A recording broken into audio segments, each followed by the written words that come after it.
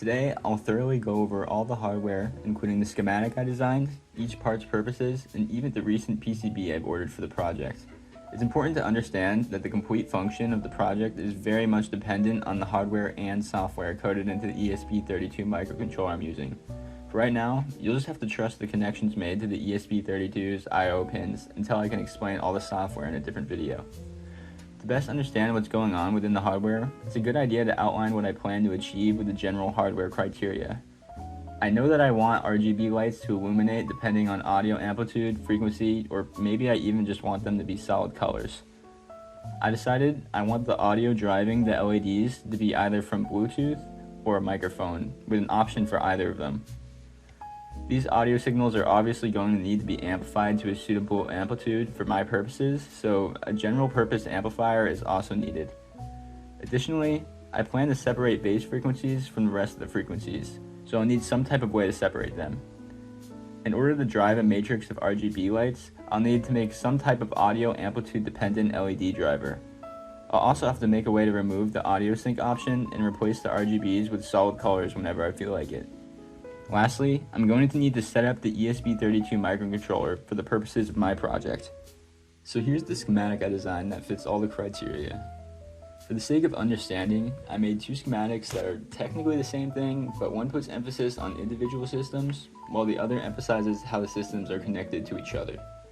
I generally prefer the individual system schematic, as I was able to reduce it to a much smaller canvas size than the connection schematic. It also doesn't have wires running everywhere, especially around the ESP32's I/O pins.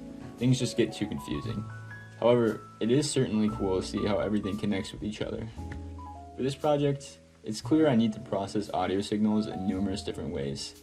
That's why I have many op-amps for signal processing combined in a way that outputs frequency filtered audio signals with various gain. So let's start with the microphone setup.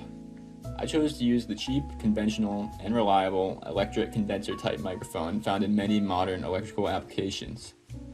I first used a 22 kilo ohm resistor to supply power to the microphone, tying its negative terminal to ground.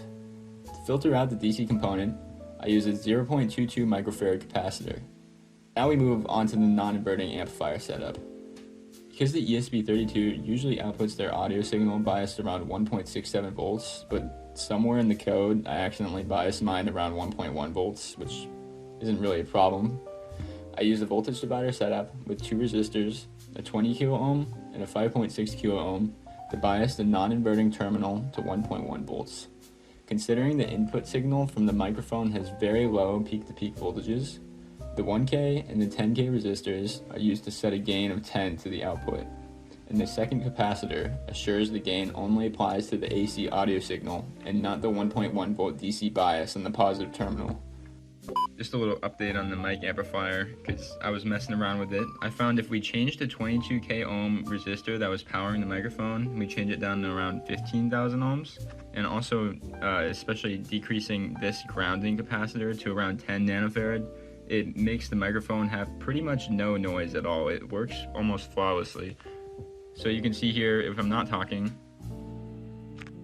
there's no noise whatsoever.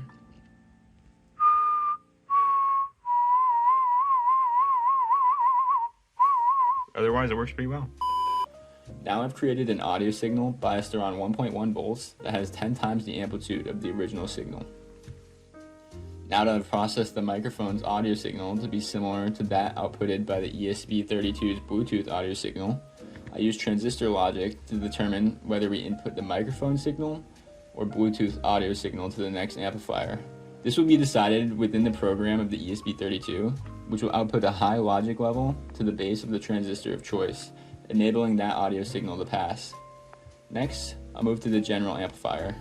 Unlike the microphone amplifier, the audio signals being inputted to the positive terminal of the op-amp are already biased around 1.1 volts, so I won't need to use any voltage dividers here. I will, however, add a low-pass filter to remove any high-frequency noise coming through the audio signal that will impair the quality of the signal. Because I use more RC filters later, I won't really talk much about this one. Here, I have a 1K resistor and a 50K potentiometer, so I can set various amounts of gain to the output. This is pretty much just like adjusting the audio on your phone. It will make the amplitude of the outputted audio signal rise or fall depending on what the potentiometer is set to. This allows for manual adjustment for tuning, just like the stereo knob on a car. Next, I need to split the signal into low bass frequencies and all of the other frequencies excluding the bass. To do this, I used an RC low pass filter and an RC high pass filter. Before directly connecting these to the same output of the general amplifier, I'll need to use an op-amp buffer for each filter. Without getting into too much detail, because this concept is something I admittedly do not fully understand yet, wiring both filters together with the same input messes with the load interaction and impedance mismatch of either filter, causing undesirable outputs. To deal with this, I'll use an op-amp buffer, which is also called a voltage follower.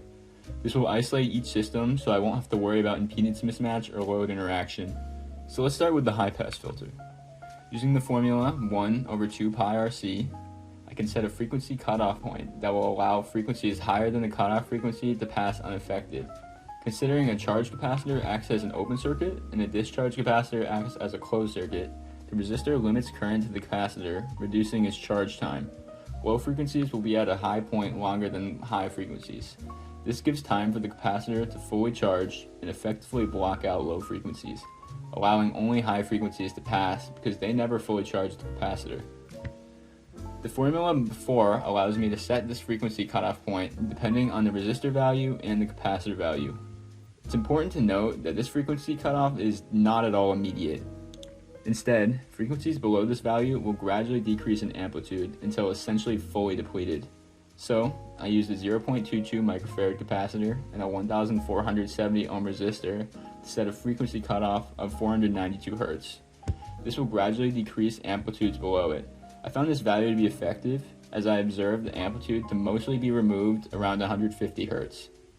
This allows for everything but bass frequencies to pass.